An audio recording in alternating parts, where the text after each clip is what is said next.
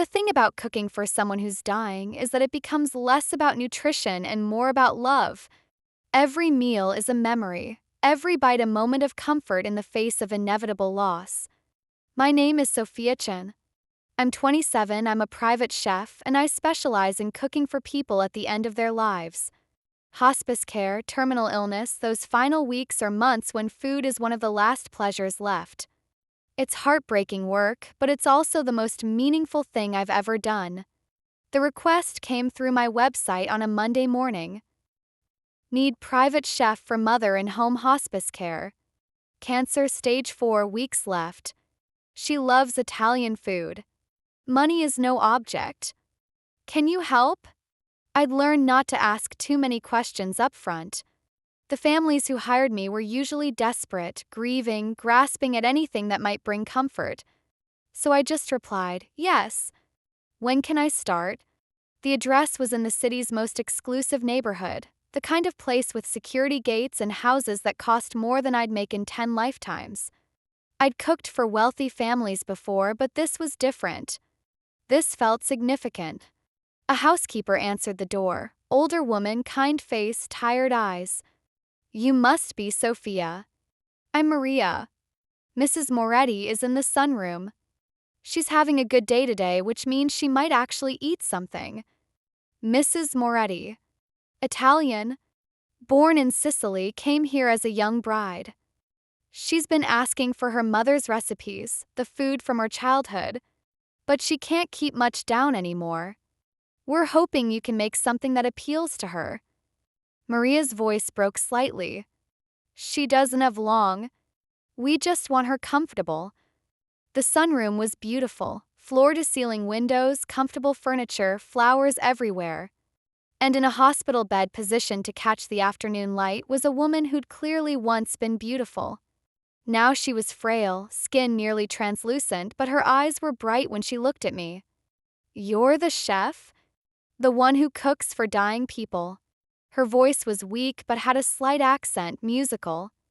I'm Sophia. And yes, I cook for people who deserve to enjoy food, even at the end. What sounds good to you today, Mrs. Moretti? Rosa. Call me Rosa. Mrs. Moretti makes me feel old. A slight smile. Though I suppose at 72 with stage 4 cancer, old is accurate. Rosa, then. Tell me about the food you loved growing up. What did your mother make that brings back good memories? Her face transformed, still sick, still dying, but lit with joy. Arancini. Little rice balls fried golden with ragu inside. And pasta alla norma. And cannoli, but only if the ricotta is fresh and the shells are crispy. And she stopped, breathing hard. I'm sorry. I get excited talking about food, but my body doesn't cooperate anymore. Don't apologize. Food is memory, family, love. It's worth getting excited about. I pulled out my notebook. I'll make you arancini today. Small ones, so they're not overwhelming. If you can eat one, wonderful. If not, at least your house will smell like your mother's kitchen. Sometimes that's comfort enough. You understand. Most people just try to force food down my throat like I'm a child. You understand. She reached for my hand. Thank you, Sophia, for seeing me as a person, not just a dying patient. I spent the afternoon in Rosa's kitchen making arancini from scratch. The act of cooking in someone else's home always felt intimate, learning where they kept things, understanding their organization, breathing their air. This kitchen was well used, loved, clearly the heart of the house. You're the chef. The voice behind me was male, deep, with the same slight accent Rosa had. I turned to find a man in the doorway, late 30s maybe, tall and powerfully built, with dark hair and eyes that looked exhausted. And tattoos, I could see them at his wrists, disappearing under his sleeves. I'm Sophia. You must be Rosa's son. Luca. I'm her eldest. He moved into the kitchen, drawn by the smell of cooking. Is that arancini? Your mother requested them. They should be ready in about 10 minutes. I shaped another rice ball. Do you want one? I always make extra. I haven't had arancini since, he stopped. Since before she got sick. She used to make them for Sunday dinners. The whole family would come and there would be so much food, so much noise, so much life. And now there's just quiet and waiting for the end. Yes. He leaned against the counter, watching me work. Sophia, can I ask you something? Why do you do this? Cook for dying people? It must be depressing as hell. It's the opposite of depressing. It's the most life-affirming work I've ever done. I started frying the arancini. Food is how we show love, how we comfort, how we connect. The end of life, when everything else is taken away, food can still bring joy. Sometimes the last good day someone has involves a meal that reminds them of being young and healthy and surrounded by family. I get to give them that. How is that depressing? He was quiet for a long moment. My mother is dying. Weeks, maybe days. And I can't do anything except watch and wait and try not to fall apart in front of her. But you can give her one more moment of joy. One more memory of her mother's kitchen. That's not nothing, Sophia. That's everything. The first batch of arancini finished, and I plated 3, one for Rosa, one for Luca, one for Maria. Try one. Tell me if it's right. Luca took a bite, and I watched his eyes close.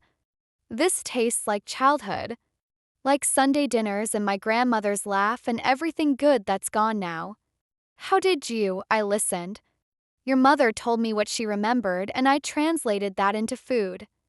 It's what I do. He finished the arancini in silence, and I saw him wipe his eyes. Men who looked like Luca, dangerous, powerful, controlled, didn't cry easily. But grief had a way of breaking everyone eventually. We brought Rosa her arancini together, and watching her take that first bite, seeing her face light up with recognition and joy, made every difficult moment of this job worth it.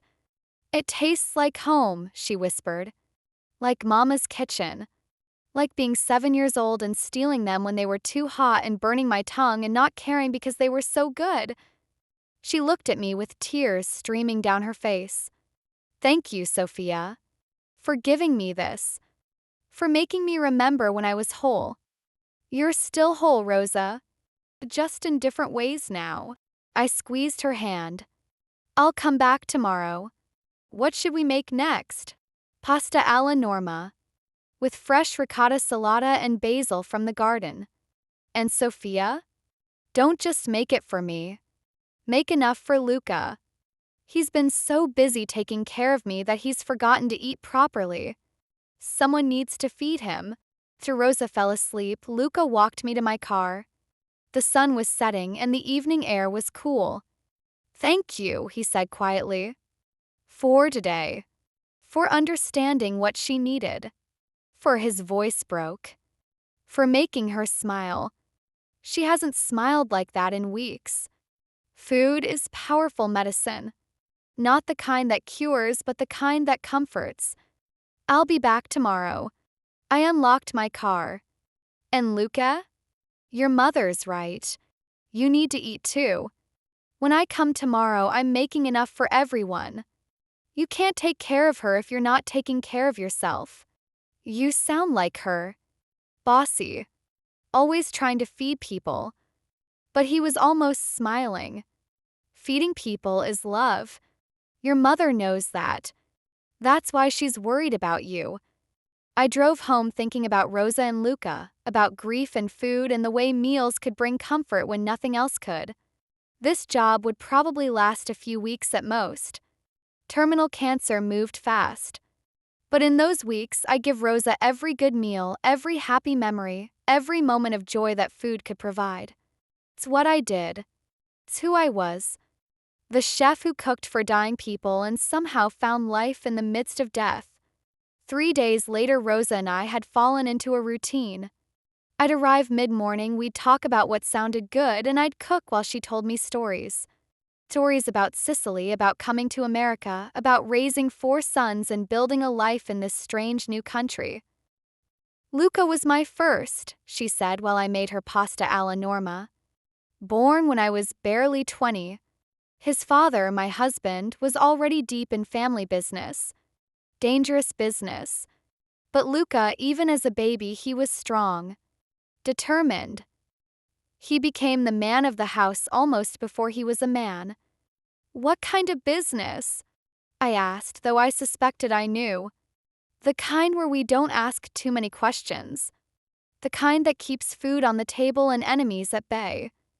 She watched me carefully. Does that bother you, Sophia? Knowing you're cooking in a house with that kind of history? I'm cooking for you, not for the history. And Rosa, I grew up in Chinatown. My parents ran a restaurant. I know all about businesses that operate in gray areas. It doesn't shock me. Good. 'Cause Luca, he's going to want you to keep cooking. Even after I'm gone. And Sophia, you should say yes. Rosa, I'm dying. We both know it. But Luca, he's been alone since his wife died 5 years ago. Works too much, eats too little, forgets to live. He needs someone to remind him that life is more than just business and obligation. You could be that person. I'm just the chef you hired to cook your final meals. You're more than that. I see how you are together. How he watches you cook, how he listens when you talk, how he started eating properly again because you make enough food for him too. Sophia, I know my son. I know when he's interested in someone. And he's interested in you. He's grieving. I'm convenient. That's not interest, Rosa. It's the beginning of something. If you let it be. She reached for my hand.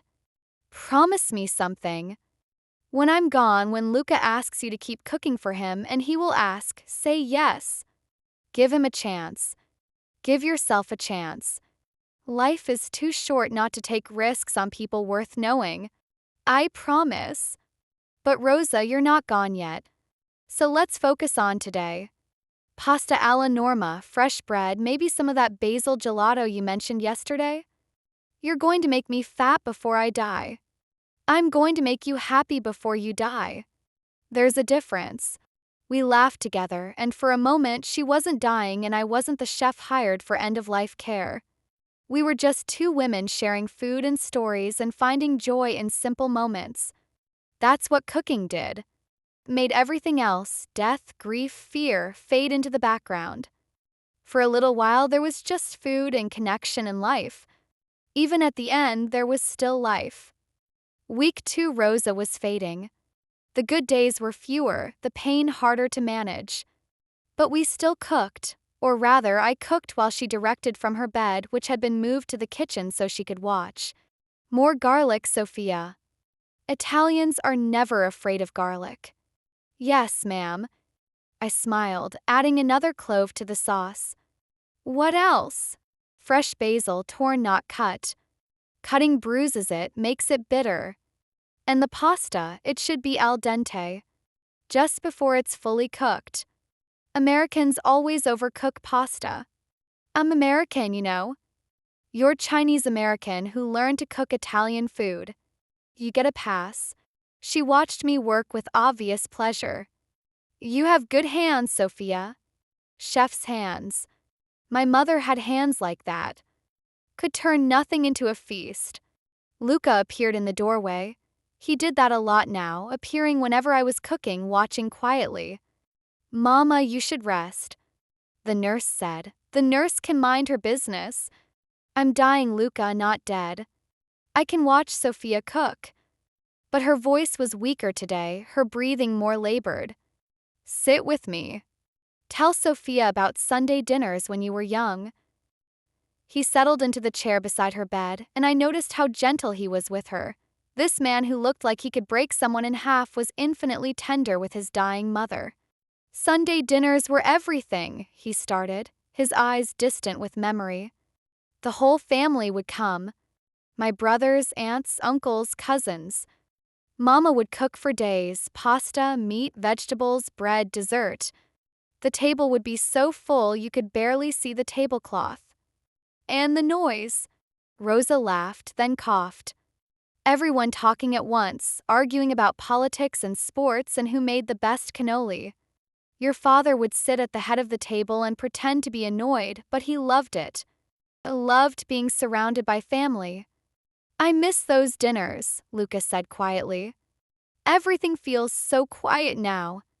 Then bring them back. Rosa looked at him seriously. After I'm gone, continue the tradition. Every Sunday, family dinner. Get Sophia to cook. She knows the recipes now. Fill the house with noise and food and life again. Promise me, Luca. Mama, promise me. I don't want my death to be the death of our family traditions.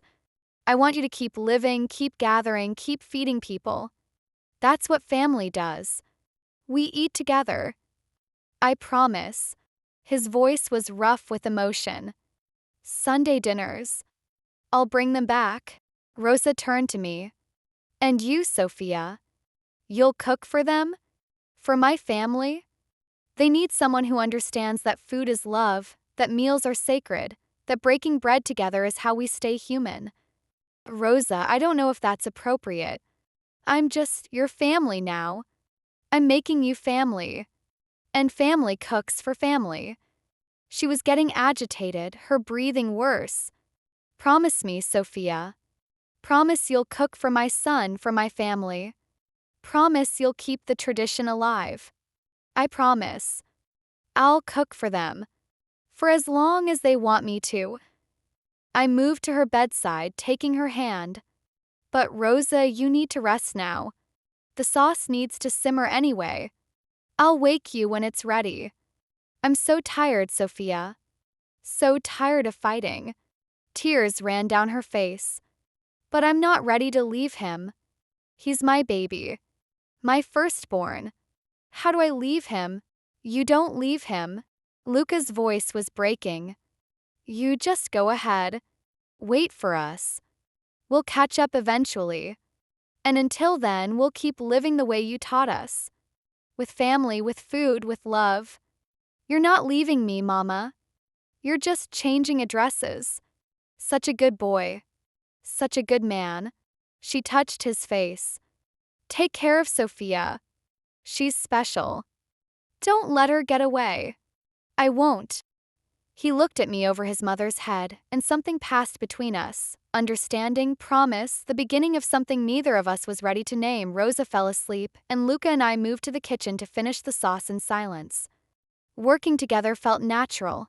Him stirring while I prepped vegetables, moving around each other with the ease of people who'd cooked together for years instead of days. She's getting worse, he said finally. The hospice nurse says maybe a week. Maybe less. I know. I can see it. I chopped basil carefully.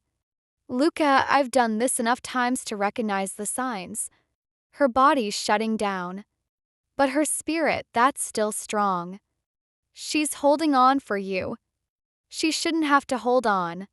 She should be able to let go to be free of pain. But I'm not ready. I'm 38 years old and I'm not ready to lose my mother. He stopped stirring, gripping the counter. How do I do this, Sophia? How do I let her go? You tell her it's okay. You tell her you'll be fine, that you'll take care of the family, that you'll keep the traditions alive. You give her permission to rest. I moved beside him, close enough to offer comfort. And then you grieve. You eat the food she loved, you tell the stories she told, you live the life she wanted you to live. That's how you let her go, by promising to keep living. Will you help me? With the funeral, with the family dinners, he turned to face me fully. With remembering how to live? 'Cause Sophia, I've forgotten.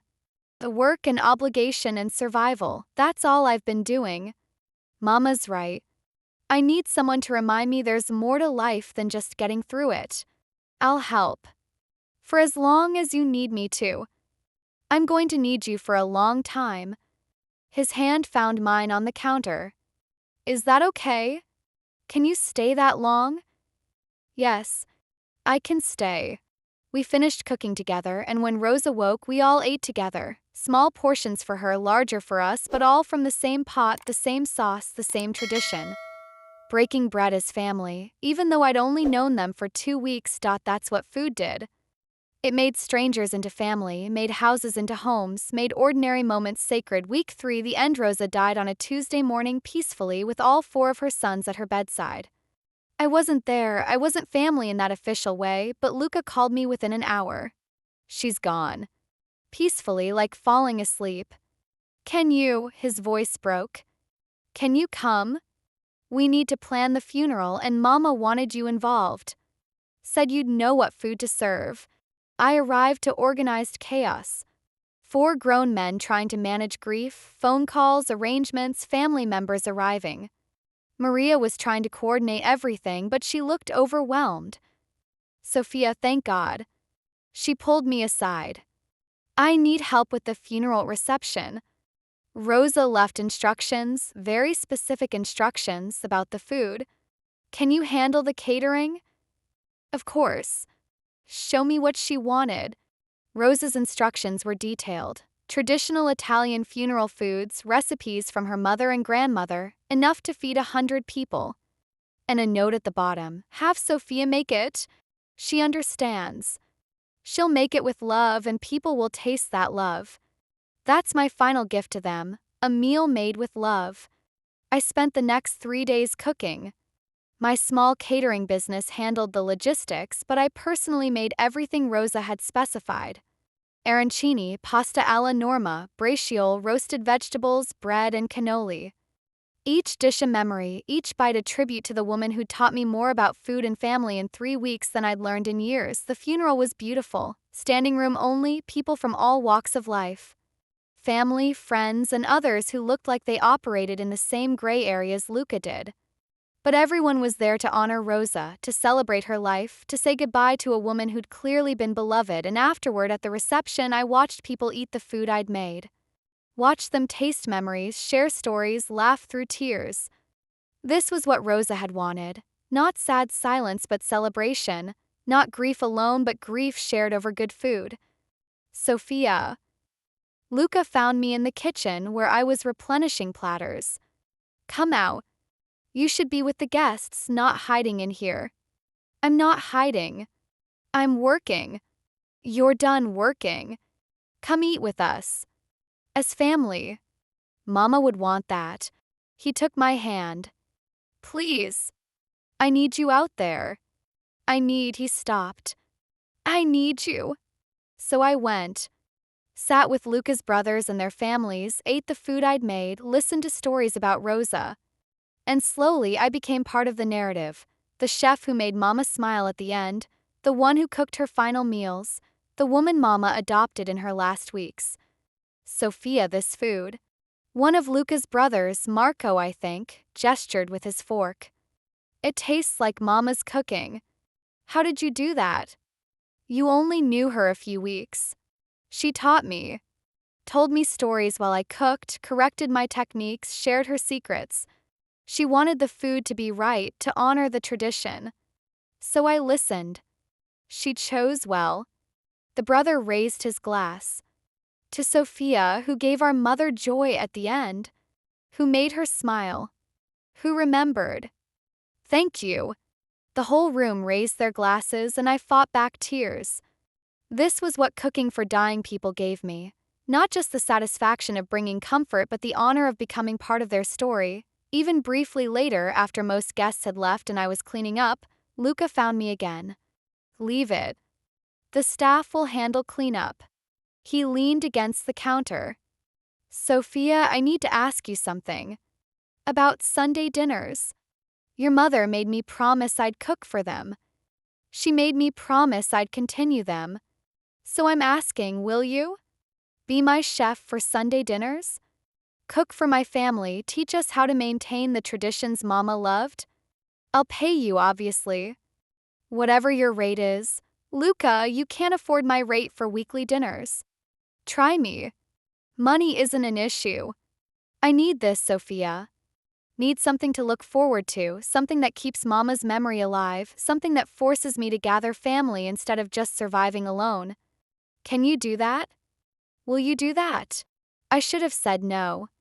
Should have recognized that this was grief talking, that once he healed he wouldn't need a chef cooking weekly family dinners.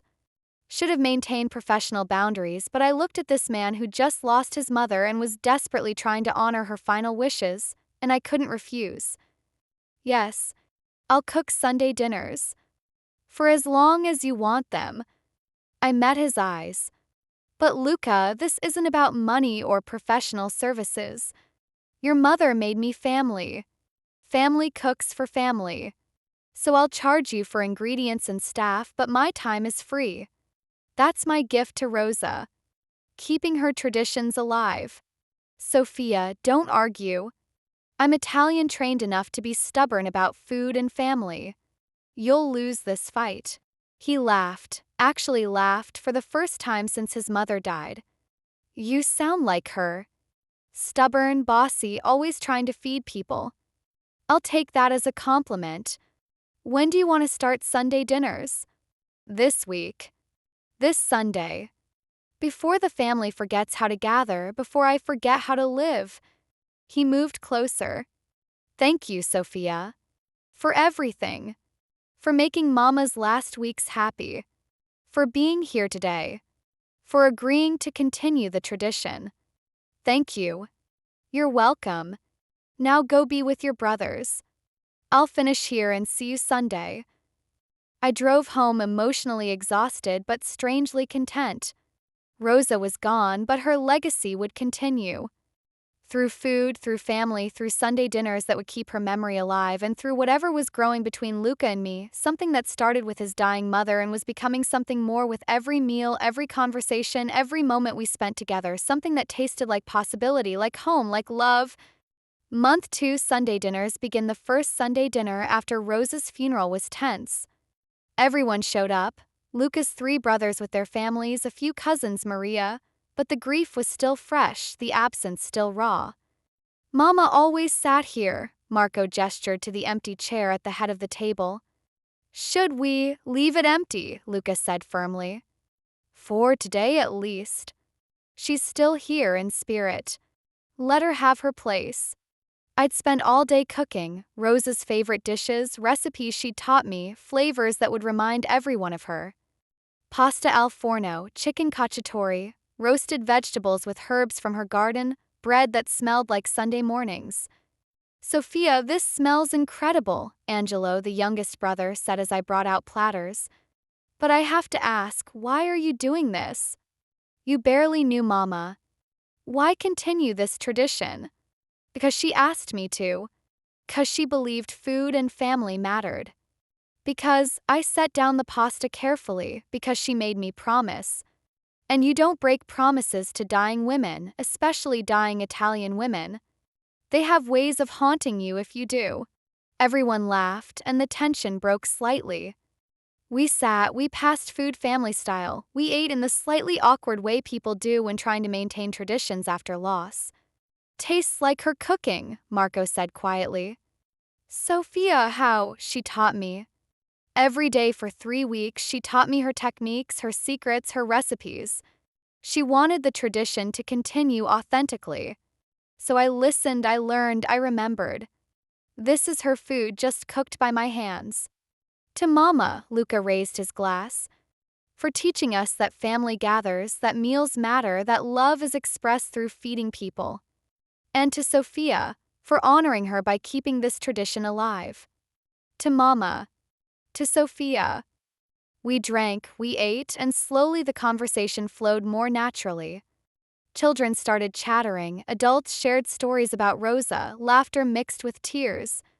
This was what Sunday dinners were supposed to be. Messy, loud, full of life and love and family. After dinner, after everyone had left and I was cleaning up, Luca appeared in the kitchen. You don't have to clean. Staff will handle it. I'm a chef. We clean our own kitchens. It's part of the ritual. I scrubbed a pot. Besides, it helps me process the evening. Figure out what worked, what needs adjusting for next time. There will be a next time? Every Sunday. For as long as you want them. That's what I promised your mother. I rinsed the pot. Today was good, Luca. Hard but good. The family came together. That's what Rosa wanted. She'd be proud. Of you, of me for actually following through, of everyone for showing up despite the grief. He moved beside me, taking over drying dishes. Sophia, can I ask you something personal? You can ask. I might not answer. Why do you do this? Cook for dying people, attend funerals, commit to Sunday dinners with grieving families? Most people would find this job too depressing, too emotionally draining. But you seem to thrive on it. Why? I was quiet for a long moment, choosing my words carefully. My grandmother died when I was 16. Lung cancer. In the last months of her life, she couldn't eat much of anything. Everything hurt, everything tasted wrong. Except for one dish. Congee. Simple rice porridge that I learned to make exactly how she liked it. For those last weeks, I'd make it every day and she'd eat a few bites and we'd talk. About her childhood in China, about coming to America, about all the recipes she wanted to pass down. She died before teaching me most of them. But those weeks of making congee, of sitting with her while she ate, of connecting through food, they were the most meaningful weeks of my life. After she died, I knew what I wanted to do. Give other people that same gift. Those same moments. Help families connect through food, even at the end. I'm sorry. About your grandmother. About the recipes you lost. Me too. But I found new recipes through Rosa. New stories, new traditions. That's the beautiful thing about cooking for dying people. They're so generous with their knowledge because they know they're running out of time to share it. Your mother gave me more in 3 weeks than some people give in years. I'm grateful for that. She loved you. In those last weeks, she talked about you constantly. Sophia understands, she'd say. Sophia sees me as a person, not just a patient. Sophia makes me remember being young and whole. You gave her that gift, Sophia. You gave her dignity and joy and purpose when most of her life had been taken away. That matters more than you know. It mattered to me, too. She was special. Wise, funny, fiercely loving. I'm honored I got to know her, even briefly. I handed him the last pot to dry. Luca, I need to tell you something.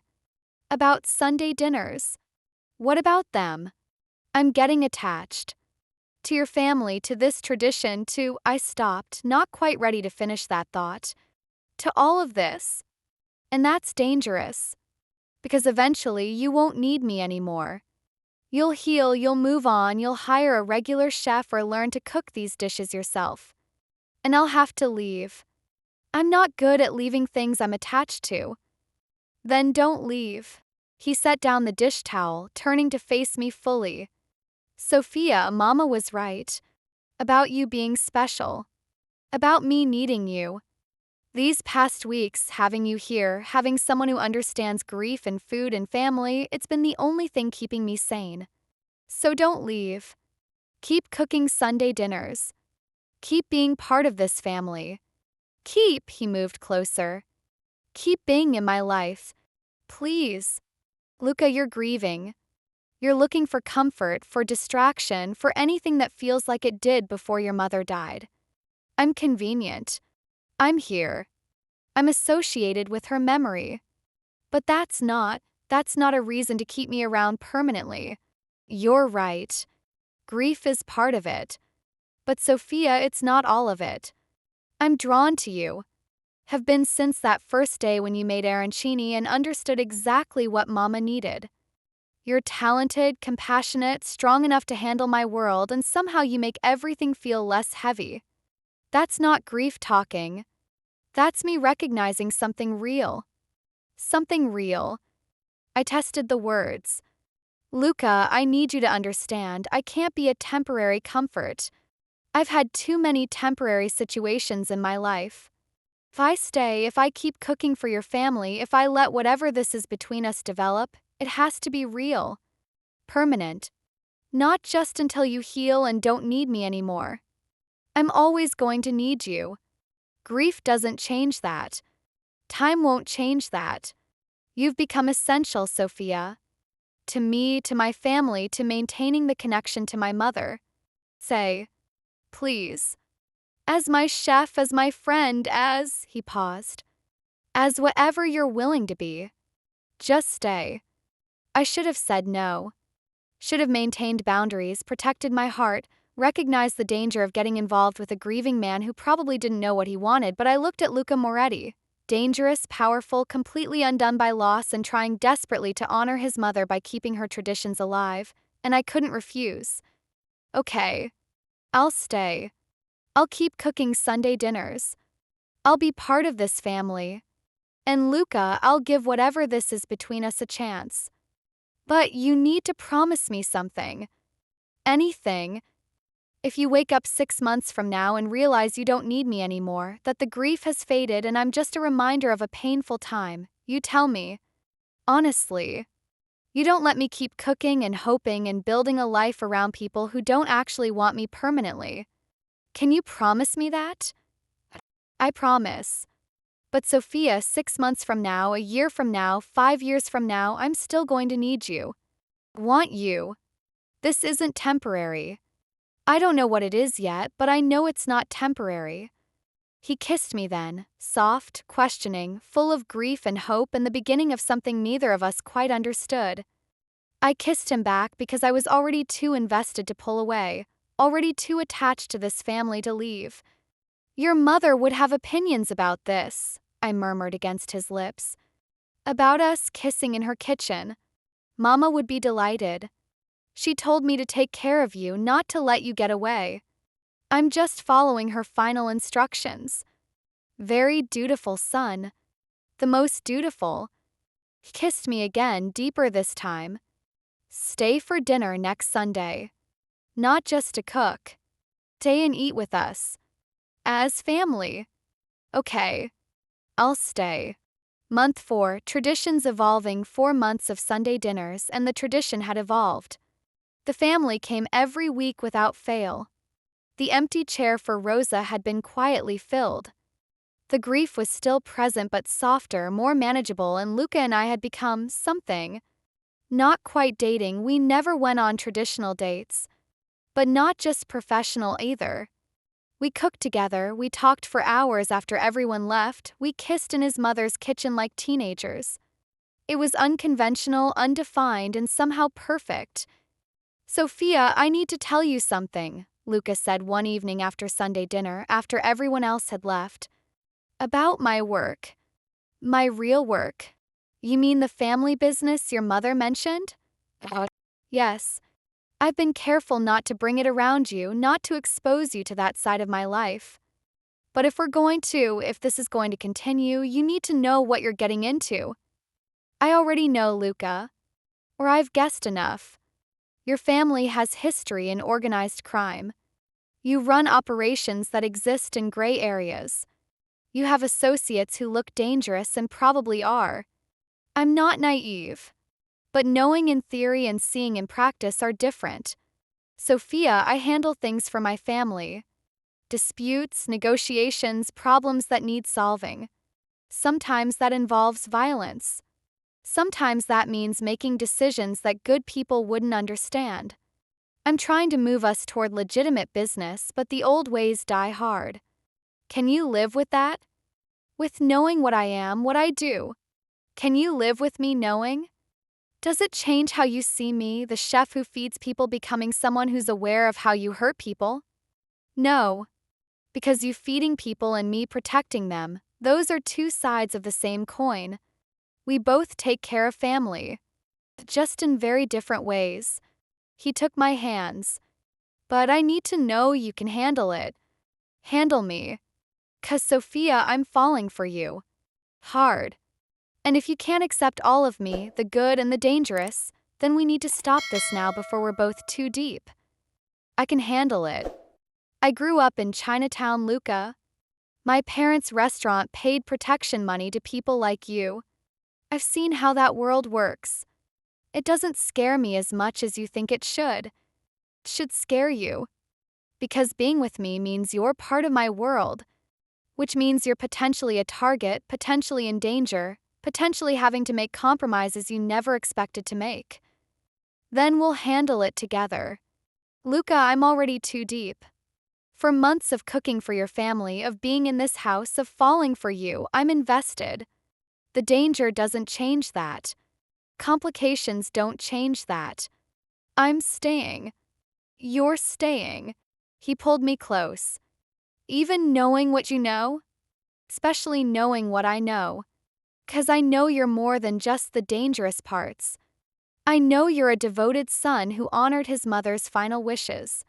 I know you're a brother who brings his family together every week. I know you're a man who's trying to build something better while managing the weight of family legacy. That's who I'm falling for. All of it. I love you. He said it simply, without preamble or preparation.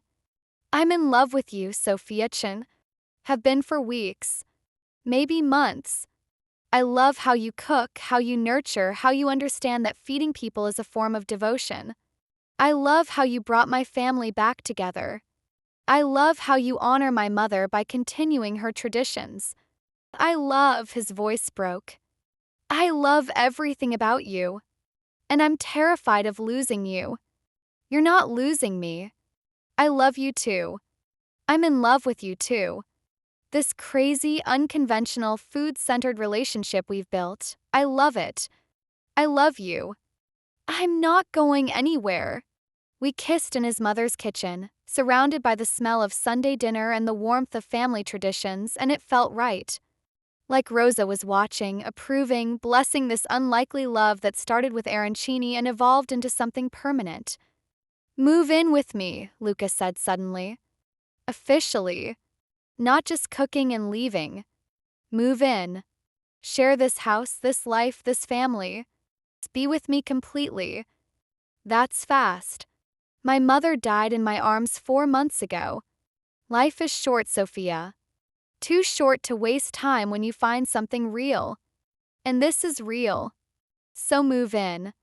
Let me take care of you the way you've taken care of all of us. Okay. Yes. I'll move in. Just like that. Just like that. Because you're right. Life is short. And I don't want to waste another day not being exactly where I want to be. Which is here. With you. With this family. Building something permanent. We spent that night planning our future, where my things would go, how we'd manage my catering business alongside Sunday dinners, what our life together would look like.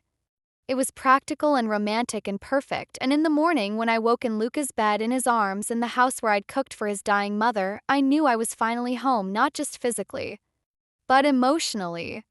Completely, this was where I belonged, with Luca, with his family, with the traditions I'd helped preserve forever. 8 months since Rose's death, and Sunday dinners had become something bigger than just family meals.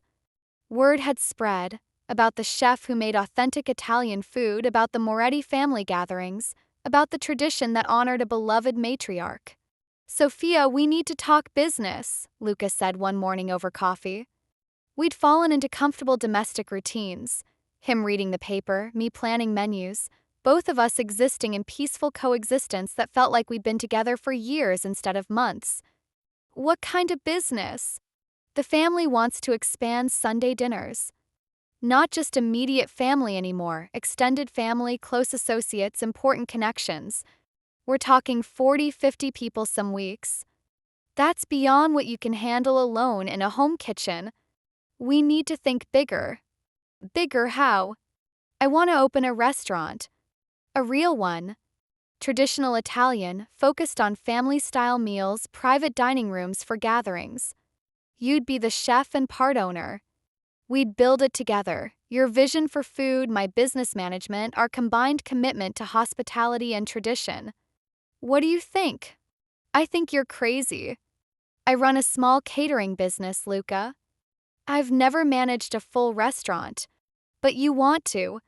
I see it in your face every Sunday when the kitchen gets too crowded, when you're scrambling to feed everyone properly.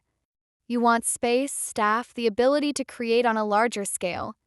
Let me give you that. Let us build it together. He slid architectural drawings across the table, a beautiful space, open kitchen where guests could watch the cooking, family-style tables, private rooms for intimate gatherings. It was perfect. Exactly what I would have designed if I'd dared to dream that big. This is too much. The investment, the risk, is worth it. Sophia, I have resources. Legitimate resources now, the real estate holdings, the construction companies, the import businesses. I'm moving the family toward legal operations, and a restaurant is the perfect front. Completely legitimate, socially acceptable, profitable. And it honors Mama's memory. She'd love knowing we built something around her passion for feeding people. Roses. I tested the name. We could call it Roses. In her honor. Roses. He smiled. She'd love that. She'd also probably haunt us if we didn't get the recipes exactly right. Then we better get them perfect. I looked at the drawings again, seeing possibility, seeing future. Okay. Let's do it. Let's build Roses. But Luca, I need control of the kitchen. Full control. Menu, staff, standards, everything food related. Can you give me that? Kitchen is yours. I'll handle business side, finances, permits, staffing for front of house. You make it delicious, I'll make it profitable. Deal? Deal. We spent the next months building Roses, renovating a beautiful space in a good neighborhood, hiring staff who understood that food was more than just business, perfecting recipes that honored Rose's memory. It was exhausting, exciting, and brought Luca and me even closer. You're micromanaging again, he'd say when I'd check the pasta for the 10th time. You're under-seasoning again, I'd counter. Italians aren't afraid of salt, Luca. I'm Italian. You're Italian who's forgotten how to cook because you've had people doing it for you. Watch and learn.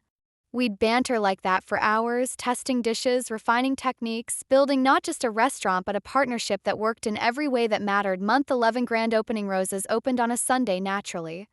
The entire family came, plus extended family, associates, friends. The dining room was packed, the kitchen was controlled chaos, and I'd never been happier. Order up. Table 7, carbonara amatriciana tu cacio e pepe. I called out, my line cooks moving with practiced efficiency. Chef, table 4 is asking if you can come out. They want to compliment the arancini. My sous chef looked stressed. Tell them I'll come out after service. Right now, we have 50 more orders to get out. I plated another dish with care. Excellence first, accolades later. Luca appeared in the kitchen doorway, looking proud. Sophia, you need to take a break. Come see what you've built. I'm in the middle of service, 5 minutes. Trust me. He practically dragged me out to the dining room. The restaurant was beautiful. Warm lighting, families laughing, the sound of conversation and clinking glasses in life. This was what Rosa had wanted. People gathered around food, connected through meals, building memories one bite at a time.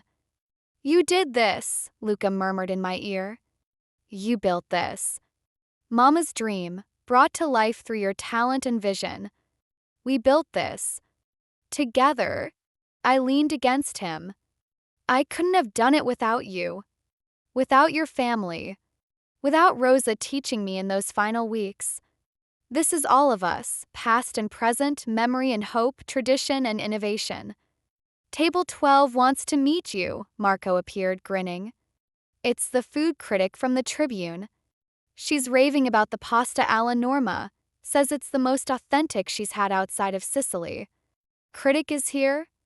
Tonight? Opening night. I looked at Luca. Why didn't you tell me? 'Cause you would have stressed and second-guessed everything. This way, she got the real experience, authentic food, family atmosphere, no pretense. And Sophia, she loved it. We're going to get a great review. We don't know that, I know that. Because your food is extraordinary. 'Cause you cook with love and skill and respect for tradition. Because, he pulled me closer. Because everything you touch becomes better. This restaurant, this family, me. You make everything better just by being part of it. Sweet talker. Get back to managing the front of house. I have a kitchen to run. Yes, chef. He kissed me quickly before disappearing back into the dining room. I returned to the kitchen energized. This was it, the culmination of Rose's teachings, of Luca's support, of months of hard work and hope and building something meaningful. We were feeding people, bringing families together, honoring tradition while creating new memories. Service lasted until midnight. When the last guest left and the staff had cleaned up and gone home, Luca and I sat in the empty dining room with a bottle of wine and plates of food we hadn't had time to eat earlier. "We did it," I said, exhausted but exhilarated. Opening night. Survived. Maybe even succeeded. Definitely succeeded. Did you see how happy people were? Families lingering over meals, multiple courses, nobody rushing. That's what Mama wanted, people taking time to enjoy food and each other. She'd be proud. Of the restaurant, of the family still gathering every Sunday, I paused. Of us. Of what we built from her final wishes. She is proud.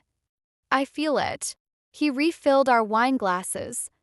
"Sophia, I need to ask you something. Something I've been thinking about for months but waiting for the right moment." "What is it?" He pulled out a small box and my heart stopped. "I know this is unconventional. I know we did everything backwards. I hired you to cook for my dying mother, you moved in with me, we opened a restaurant together, we built a life before we even officially dated.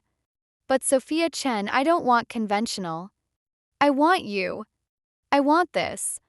I want forever with the woman who gave my mother joy at the end, who brought my family back together, who made me remember how to live and love and hope. Will you marry me?" The ring was beautiful, elegant, simple, exactly what I would have chosen. But more than the ring, I saw Luca, the man who'd been devastated by loss and had somehow found love again through the process of grief. The man who'd honored his mother by letting me into their lives. The man who'd built a restaurant as a monument to family and tradition, and the woman who'd taught him that feeding people was a form of devotion. Yes. Absolutely, completely yes. I'll marry you. He slid the ring onto my finger, and we kissed in the empty restaurant, surrounded by the smell of good food and the warmth of realized dreams. "Mama would have opinions about the wedding," Luca said. "Probably very specific opinions about the menu. Good thing I know all her favorite recipes. We'll honor her through the food, through the gathering, through continuing her tradition of feeding people we love." Speaking of feeding people, he gestured to our plates. "Should we eat? I'm starving and you've been too busy cooking to actually consume anything for the past 8 hours. We ate together in the quiet restaurant, sharing food and wine and plans for the future. The wedding would be in 6 months, big Italian affair with hundreds of guests. The restaurant would continue growing, maybe expand to include Sunday brunches and cooking classes. My catering business would merge with Rosa's, everything under one brand, one vision, one commitment to excellence. "What do you think happens after?" I asked. "After the wedding, after the restaurant is established, after we've built everything we set out to build? What's next? Family. Children, maybe, if you want them. Teaching the next generation Rosa's recipes, her values, her understanding that food is love and gathering is sacred. Building a legacy that goes beyond just us." He took my hand. "But Sophia, even if we just keep doing this, running the restaurant, feeding people, being together, that's enough. You're enough. This life we've built is enough. It's more than enough. It's everything I never knew I wanted until I found it." I looked around the restaurant, our restaurant built on grief and love and Rosa's final wishes. I came here to cook for a dying woman. I found a family. I found love. I found home. How did I get this lucky? We both got lucky. Mama knew what she was doing, bringing you into our lives. She saw something in you that I was too grief-blind to see at first, that you were exactly what we needed. Someone to nurture us, feed us, remind us that life continues even after loss. You gave us that gift, Sophia. Now let me spend the rest of my life giving you gifts in return. You already have. This restaurant, this ring, this family, these are gifts beyond anything I imagined. You've given me everything, Luca. The only thing left is forever. Then forever it is. You and me, Rose's memory, this family we've built and will continue building. Forever. We finished our meal in comfortable silence, two people who'd found each other through the most unlikely circumstances and built something real. Tomorrow the restaurant would open again and we'd feed more people, create more memories, continue Rose's legacy of love expressed through food, but tonight we had this quiet moment in our restaurant, engaged and in love and planning a future that honored the past while embracing possibility. It was perfect that we were perfect, and Rosa, wherever she was undoubtedly smiling, her final wish, bringing her son and the chef together, ensuring family traditions continued, making sure love grew from the ashes of grief, had come true in ways even she probably hadn't imagined, through food, through family, through love, exactly as she'd planned. Planning a wedding while running a restaurant proved to be more complicated than I'd anticipated. Every decision required balancing tradition with practicality, honoring Rose's memory while creating our own moment. Sophia, we need to finalize the menu, Lucas said, spreading caterer proposals across our kitchen table at home. The wedding is in 2 months. We can't keep putting this off. I'm not using a caterer. I'm cooking it myself. You're not cooking your own wedding. That's insane. Your mother cooked for family weddings. It's tradition. And Rosa's has the staff and kitchen to handle it. My team knows the recipes, knows the standards. We'll make it work. Sophia, you should be a bride at your wedding, not a chef. I'm always a chef. That doesn't turn off just because I'm wearing a white dress. I pulled out my notebook, already filled with menu ideas. Traditional Italian wedding feast. Antipasti, primo, secondo, contorni, dolce. Multiple courses, family-style service, Rose's recipes. It's what she would have wanted. She would have wanted you to enjoy your day, not stress in a kitchen. Cooking doesn't stress me. Grounds me. And Luca, this is how I show love, through food. Our wedding guests will eat meals I prepared with my own hands. That matters to me. He was quiet for a moment, then smiled. You're as stubborn as she was. Fine. You cook the wedding. But you're hiring extra staff and you're not allowed in the kitchen the morning of. Deal? Deal. Now about the ceremony. My brothers want to walk you down the aisle. He said it carefully. Since you don't have family, they want to officially welcome you into ours by giving you away. All 3 of them. Is that okay? I felt tears prick my eyes. That's more than okay. My voice broke. That's perfect. Tell them yes. And thank them for me. They love you. You brought their mother joy at the end, you brought our family back together, you make me happy. That's everything to them. He pulled me close. Sophia, I need to tell you something. About wedding security. Security? I've made enemies in my line of work. Most are managed, but weddings, big public events with the whole family present, they're potential targets.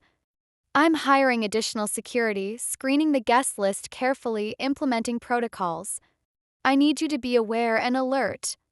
Can you handle that? You mean, can I handle marrying someone whose wedding requires tactical security planning? I've had 8 months to get used to your world, Luca. I'm not naive anymore. I know. But I need you to understand there's always risk. Always the possibility that someone will try something. I'm doing everything possible to prevent that, but life is unpredictable, especially in your world. I understand. We'll be careful, we'll trust your security, and we'll get married surrounded by people who love us. That's all we can do. You're incredible. You know that? Most women would run from this life. You just accept it and adapt.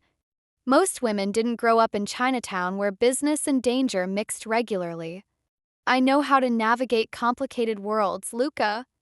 Your world just has better food and more attractive men. He laughed, pulling me into a kiss. Better food because of you. And I'm the only attractive man you're allowed to notice. Jealous mob boss. How predictable. Devoted fiancé. Get it right? We spent the evening finalizing wedding details, guest list, seating arrangements, music, flowers. Every decision felt significant, like we were building not just a ceremony but a foundation for our future. Week before wedding crisis. Sophia, we have a problem. Marco burst into Rose's kitchen where I was testing wedding menu items. It's about the Russo family. Victor Russo, the name sent ice through my veins. Luca had mentioned them before, old rivals, ongoing tensions, potential threats. What about them? They're demanding an invitation to the wedding, claiming it's an insult not to include them, that it shows disrespect. Victor's making noise about causing problems if he's excluded. So invite him. One more guest isn't. Sophia, you don't understand. Russo at the wedding means we're essentially inviting an enemy into our most vulnerable moment. But refusing him means potential violence, potential retaliation. Luca's trying to decide which risk is worse. I found Luca in his office, staring at his phone with an expression I'd learned to recognize, weighing options, calculating risks, making the kind of decisions that kept his family safe. Marco told me. About Russo. I'm handling it. We're handling it. This is our wedding, Luca. Our decision. So talk to me. What are our options? He sighed, pulling me onto his lap. Option 1. Invite Russo, put him at a table far from family, surround him with security, hope he's just posturing and won't actually cause trouble. Option 2. Refuse the invitation, increase security for other reasons, deal with the fallout later. Option 3. Postpone the wedding until the situation is resolved. We're not postponing. I've waited long enough to marry you, and I'm not letting Victor Russo delay it further. I thought for a moment. Invite him? But Luca, let me help manage it. How? Food. Hospitality. Traditional Italian respect through hosting. I'll personally deliver his meal, show him we're honoring his presence, demonstrate that we're not afraid of him. Sometimes the best way to diffuse tension is to acknowledge it directly with grace. That's either brilliant or incredibly naive. It's what your mother would have done. Rosa believed in the power of food and hospitality to bridge divides. Let me try her way before we resort to your way. My way involves security and controlled violence if necessary. I know. Keep that as backup. But let me try hospitality first. He agreed reluctantly, and I spent the next days preparing something special, a traditional Sicilian dish that required skill and respect to make properly. If Russo was going to be at our wedding, he'd receive the full treatment, the kind of hosting that demonstrated we understood the old ways, the traditions that mattered. Wedding day, the morning of my wedding, I woke in Luca's arms in the house we'd shared for nearly a year. Technically, I shouldn't have been there. Tradition dictated we spend the night before apart. But we'd never been traditional, and I needed this moment of quiet before the chaos. Good morning, Mrs. Moretti-to-be. His voice was rough with sleep. Having second thoughts? About marrying you? Never. About cooking my own wedding feast? Maybe slightly. There's still time to hire caterers. There's absolutely no time, and you know it. Prep is done, the staff is ready, and in 6 hours we're getting married. No backing out now. Kissed him softly. I love you. Even with your dangerous world and complicated family and wedding crashers who require special hospitality. I love you too. For accepting all of that. For making it easier. For being the kind of woman who responds to threats with exceptional cooking. It's my superpower. Diffusing tension through food. The ceremony was outside in a garden venue, decorated with flowers Rosa had loved. The entire Moretti family was there, plus extended family, close associates, friends. And yes, Victor Russo, seated strategically where he could be watched but also honored as a guest. Marco, Angelo, and Stefano, Luca's 3 brothers, walked me down the aisle together, each holding one of my arms. It felt right, being given away by the family that had adopted me through food and grief and Sunday dinners. Luca waited at the altar in a perfect black tuxedo, his tattoos visible at his wrists and neck, looking like exactly what he was, a dangerous man made soft by love. When he saw me, his composure cracked, tears streaming down his face. "You're beautiful," he mouthed. "You're crying," I mouthed back. The ceremony was traditional Italian Catholic, conducted by a priest who'd known Rosa and blessed our union in her memory. When we exchanged vows, I added my own. "Luca, I came into your life to cook for your dying mother. I stayed because I fell in love with your family, your traditions, and you. You've given me the home I've been searching for my entire life. I promise to feed you, nurture you, and love you for all the days we have left. Through Sunday dinners and restaurant service and whatever comes next. You're my family now. Forever. Sophia, you gave my mother joy at the end. You brought my family back together. You made me believe in love again after I'd given up on it. I promise to protect you, cherish you, and make sure you always have a kitchen to create in and a family to feed. You're my heart, my home, my everything. Forever." We kissed as husband and wife, and the crowd erupted in cheers. This was it, the chef and the mob boss, the unlikely love story that started with arancini and ended with forever. The reception was everything I'd envisioned. Courses upon courses of traditional Italian food, all prepared by my team at Rosa's, all recipes Rosa had taught me. An pasty of cured meats and cheeses, marinated vegetables, crusty bread. Primo of multiple pasta dishes, carbonara amatriciana, cacio e pepe alla norma. Condo of braised meats and roasted fish. Contorni of vegetables prepared simply but perfectly. And dolce, cannoli, tiramisu, panna cotta, everything sweet and celebratory that I personally delivered Victor Russo's meal, a special preparation of pasta con lissard, a complex Sicilian dish that demonstrated both skill and respect. "Mrs. Moretti." Russo stood as I approached, his bodyguards tense. "You honor me by serving me yourself. You honor us by attending. This dish is traditional Sicilian: sardines, wild fennel, pine nuts, raisins. My mother-in-law's recipe. I hope it brings you good memories of home." He tasted it carefully, and I saw his expression shift: surprise, approval, maybe even respect. "This is exceptional. Authentic. You learned from Rosa?" In her final weeks, she taught me that food bridges divides, that hospitality matters, that breaking bread together is sacred. Thank you for sharing this meal with us, Don Russo. Your presence is appreciated. Your mother-in-law was a wise woman. You honor her memory well." He raised his glass. "To the bride and groom, may your marriage be long and prosperous. And Sophia," he met my eyes, "you have my respect. Anyone who cooks this well and serves it with such grace has nothing to fear from me. Consider this a wedding gift, peace between our families."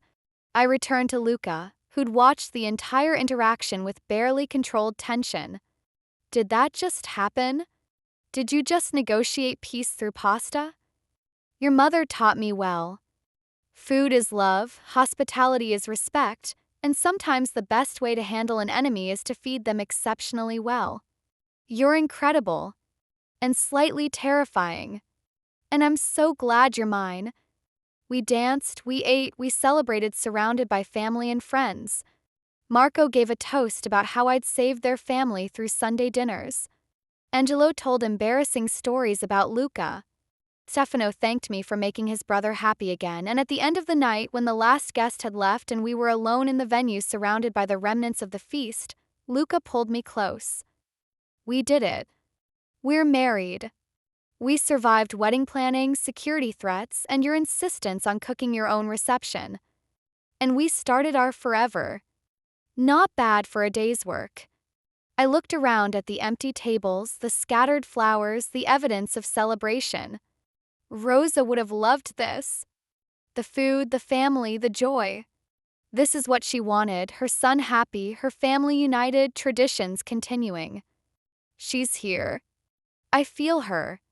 Smiling at us, proud of what we've built. Kissed me softly. "Thank you, Sophia Moretti. For everything. For seeing past my grief to possibility. For loving my family. for being brave enough to marry into this complicated world. Thank you. Thank you for letting me in, for trusting me with your mother's recipes and your family's traditions, for building roses with me, for giving me the home I'd always wanted. Ready to start our married life? I've been ready since the day I made your mother smile with arancini.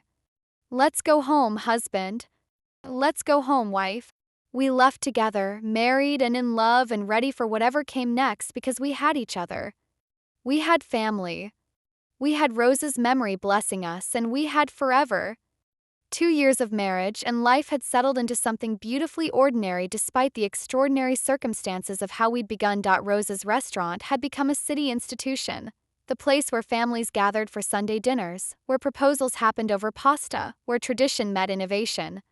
We'd won awards, earned rave reviews, and more importantly, created a space where people felt welcomed, nourished, loved.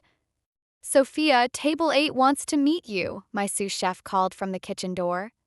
Says their grandmother used to make pasta like yours, wants to know if you'd share the recipe. Tell them I'll be out in 5 minutes. After I finished this risotto, I stirred carefully, tasting, adjusting. Even after hundreds of services, I never stopped refining, never stopped trying to honor Rose's memory by getting it exactly right. The couple at table 8 was elderly, celebrating their 50th anniversary. The woman had tears in her eyes. "Your pasta alla norma," she said in accented English. "It tastes exactly like my mother made in Sicily." "How did you learn?" "From Rosa Moretti. She taught me in her final weeks. Said recipes were meant to be shared. That food was how we kept our ancestors alive. Your mother and Rosa would have understood each other, I think." Rosa Moretti. The woman's eyes widened. I knew Rosa. We came here together in the 50s, young brides married to men in the same business. I didn't know she'd died. I should have. She stopped, overcome. She'd be glad you're here now. Glad her recipes are bringing you joy, bringing back memories. That's what she wanted, for food to connect people across time and distance. I squeezed her hand. Your meal tonight is on me, in Rosa's honor. And if you'd like to come back on Sunday, we have family dinners where everyone's welcome. Rosa started that tradition. We're just continuing it. I'll come. Thank you, dear, for keeping her memory alive. I returned to the kitchen feeling the weight and gift of what we'd built. This restaurant was more than just a business. It was a living memorial, a way of ensuring Rosa's spirit continued touching lives through food. You're crying again, Luca observed, appearing in the kitchen doorway. He did this often, checking in during service, making sure I was okay, connecting between his world of business and my world of cooking. Happy tears. Someone who knew your mother. She remembered her, loved the food, recognized the tradition. This is working, Luca. What we built, it's exactly what Rosa wanted. She'd be proud. Of you, of us, of all of it. He moved closer, one hand resting on my slightly swollen belly. And she'd be over the moon about this. Her first grandchild continuing the family line. You told your brothers yet? Waiting until Sunday dinner. Want to announce it to everyone at once, the traditional way. With family gathered around Rosa's table, eating her food, continuing her legacy. Kissed my temple. Are you nervous? About being a mother? Terrified. But also excited. This baby will grow up surrounded by family, surrounded by food and love and tradition. They'll know their grandmother through stories and recipes. They'll learn that feeding people is a form of devotion. They'll be part of something bigger than themselves. They'll be lucky. Like I'm lucky. Like we're all lucky that you answered that request to cook for a dying woman and stayed long enough to become family. Sunday dinner. The announcement the dining room at Rosa's was full. All 3 brothers with their families, extended cousins, close family friends. Sunday dinners had grown from the intimate gatherings we'd started with to something larger, more inclusive, more representative of how family expanded when you built it on love rather than just blood. I'd spend all day cooking with my team, all Rosa's favorites prepared exactly as she taught me. The table was laden with food, wine flowing, children laughing, the kind of beautiful chaos Rosa had loved. Before we eat, Lucas stood, raising his glass. Sophia and I have an announcement. The room quieted, everyone looking at us expectantly. 2 years ago, we got married, built this restaurant, continued Mama's tradition of Sunday dinners. And now, he looked at me smiling. Now we're expanding the family. Sophia's pregnant, due in 6 months. Mama's first grandchild. The room erupted, cheers, tears, everyone talking at once. The brothers surrounded us, Marco lifting me carefully off the ground in a hug. A baby. Mama would have been thrilled. What are you hoping for? Boy or girl? Have you thought about names? When can we start spoiling this kid? Everyone, sit, eat. I called over the noise. The baby isn't going anywhere, but this pasta will get cold. First, celebrate second. Rosa would insist. We ate family style, passing platters, telling stories, the baby becoming part of the narrative before they were even born. This was what family did. Absorbed new members, wove them into the tradition, made room at the table. What are you naming the baby? Maria asked, Rosa's old housekeeper who'd become surrogate grandmother to all of us. If it's a girl, will you consider Rosa?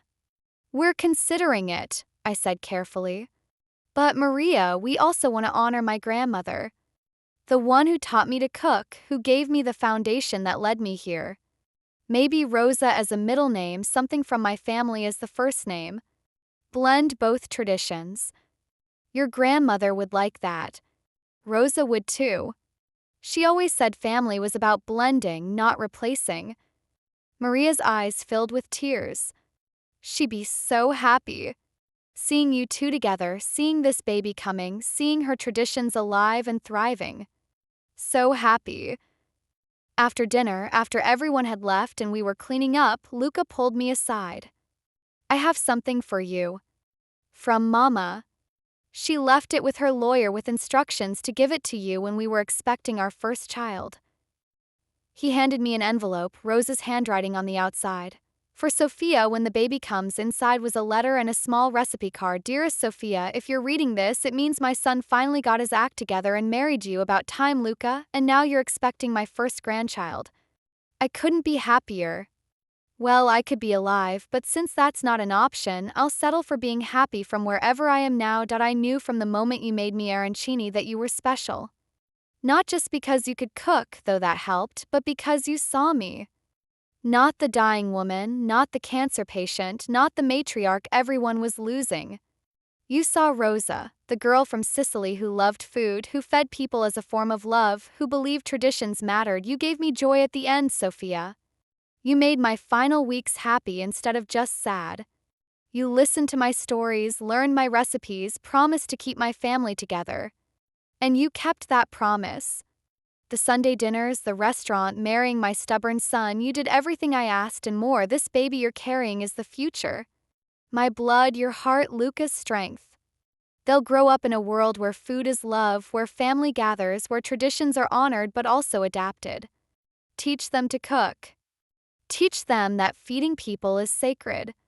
Teach them about me, but also about your grandmother, about all the women who came before and passed down knowledge through recipes. The recipe card is for my mother's lullaby cookies, biscotti we'd make when children couldn't sleep.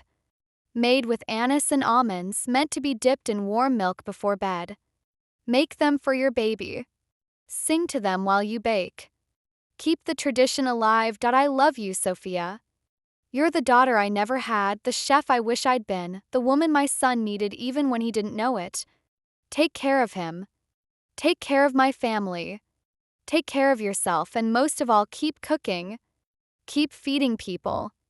Keep showing the world that food is more than sustenance. It's love, memory, connection, everything that makes us human. With all my love, Rosa Pete. If it's a girl and you don't name her Rosa, I'll haunt you. Just kidding. Mostly I was sobbing by the end and Luca was holding me, crying too. She knew, I managed. She knew we'd end up here. Together, married, having a baby, continuing her legacy. She knew. She always knew. Mama had a way of seeing the future, of understanding what people needed before they knew themselves. She saw you were meant to be here, meant to be family, meant to continue what she started. I miss her. Every day I miss her. Wish she could meet this baby, teach them to cook, tell them stories. She'll meet them. Through you, through the recipes, through the traditions we maintain. Every Sunday dinner, every dish you make, every story you tell, she's there. She's always there. We stood in the quiet restaurant holding each other, Rosa's letter between us, the baby growing inside me, the future stretching out full of possibility. 6 months later, the birth Rosa Maria Moretti was born on a Sunday morning naturally. Pounds, dark hair, perfect in every way. And from the moment she was placed in my arms, I understood what Rosa had been trying to teach me. That love multiplies instead of dividing, that family expands instead of replacing, that traditions continue through the next generation. She looks like Mama, Luca whispered, touching our daughter's tiny hand. Same nose, same chin. She's beautiful. She's ours. And Rosa's. And everyone who came before. I kissed her forehead. Welcome to the family, little one. You're going to grow up surrounded by so much love and so much food. Your nana would have spoiled you rotten. The hospital room filled with family within hours, brothers, wives, children, Maria, close friends. Everyone wanting to meet Rosa's namesake, to welcome the newest Moretti, to continue the tradition of family gathering for important moments. What are we making for her first Sunday dinner? Marco asked, holding his new niece carefully. Because this kid's going to need to know good food from the start. Mama's arancini, Luca said firmly. That's what started everything. Sophia making arancini for Mama, Mama finding joy in them, all of us realizing Sophia was special. It's only right that our daughter's first real food is arancini. She can't eat solid food for months, you know that, right? I laughed. Then we'll wait. But her first solid food will be arancini. I'm putting it in writing. Epilogue 5 years later. Mama, I want to help cook Sunday dinner. 5-year-old Rosa tugged at my apron, bouncing with excitement.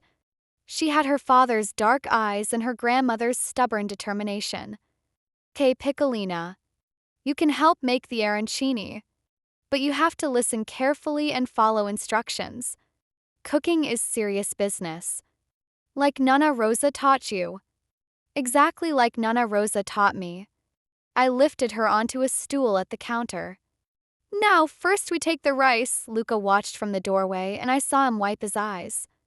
This was everything his mother had wanted. Her granddaughter learning to cook, traditions passing down, family continuing through food and love and Sunday dinners. "She would have loved this," he said quietly. "She does love this. She's here, watching, making sure we get it right." I shaped a rice ball, Rosa's small hands helping mine. Every time we cook, every time we gather, every time we teach the next generation, she's here. Little Rosa looked up at me seriously. "Mama, do you think Nonna Rosa would be proud of my arancini?" "I think Nonna Rosa is very proud of you. Of all of us. We kept her promise, we kept cooking, kept gathering, kept feeding people with love. That's the best tribute we could give her. I love cooking with you, Mama. I love cooking with you too, baby. Now let's finish these arancini. Uncle Marco's family is coming over and you know how much he eats." We cooked together, 3 generations of love expressed through food. Rosa's memory, my hands, my daughter's future. The restaurant thrived, Sunday dinners continued, family expanded, and through it all, food remained what it had always been. Love made edible, memory made tangible, tradition made delicious. I'd come into the Moretti family to cook for a dying woman. I stayed because I found home, and now, watching my daughter learn the recipes her grandmother had taught me, I understood the full circle of it. Food was how we loved. Food was how we remembered. Food was how we continued forever.